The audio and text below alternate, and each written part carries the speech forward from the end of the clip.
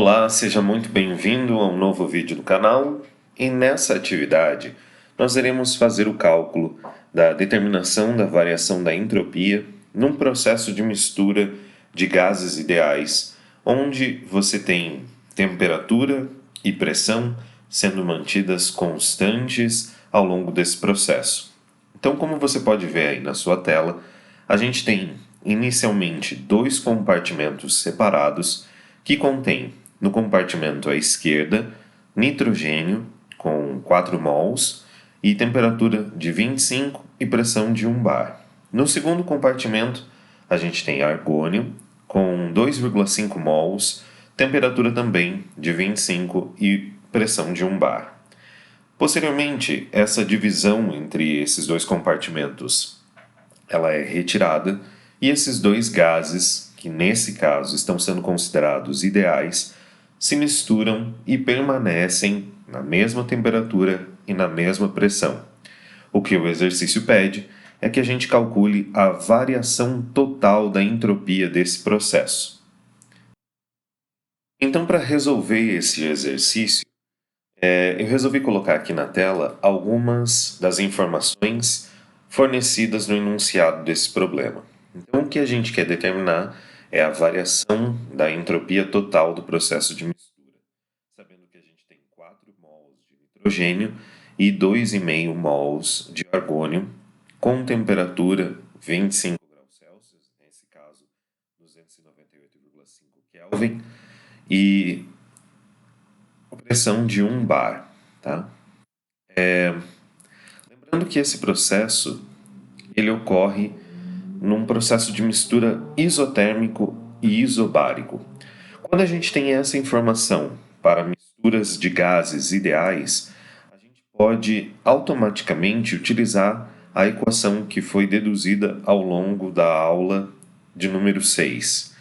Então a gente verificou essa equação, que o processo de mistura de gases ideais em relação à entropia, quando temperatura e pressão são mantidas constantes, a gente tem menos R somatório da fração molar do composto vezes o Ln dessa fração molar. Perceba que essa equação, ela, apesar de ter esse sinal negativo aqui, ela sempre vai resultar em um valor positivo. Por quê? Porque o Ln de uma fração molar é um número que está entre 0 e 1, e o Ln de um número que está entre 0 e 1 é um valor negativo. Esse negativo, com o negativo da equação aqui, mostra que sempre que misturamos gases ideais, a entropia, a variação da entropia, ela aumenta. Tá? Então, o que a gente pode fazer? Eu abri aqui essa equação para os dois componentes que nós temos. Então, eu tenho a fração do nitrogênio, o Ln da fração do nitrogênio, a fração do argônio, o Ln da fração do argônio. Bem, substituindo os valores, nós temos o valor do R, constante dos gases, menos 8,314. A fração molar, nesse caso, é sempre o número de mols daquela espécie, então, no caso do nitrogênio 4, dividido pela pelo número de mols totais. Então, nesse caso, 6,5. A soma de 4 mais 2,5. Fazendo essa conta, nós temos aí um ΔS de mistura molar de 5,539 Joule por mol Kelvin.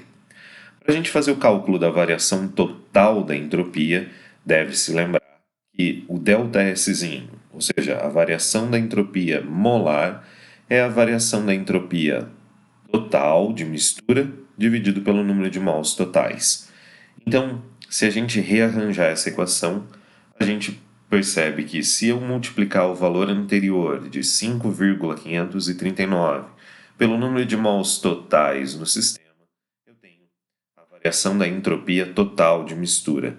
Nesse caso aqui, 5,539 vezes 6,5, a gente tem o resultado, aproximadamente 36 Joule por Kelvin. Ou seja, nesse processo de mistura desses dois gases ideais, a gente tem um aumento, uma geração de entropia de 36 Joule por Kelvin. Bem, essa é a resposta do problema. Espero que você tenha gostado desse vídeo. Se você gostou, deixe o seu joinha e muito obrigado e até uma próxima oportunidade.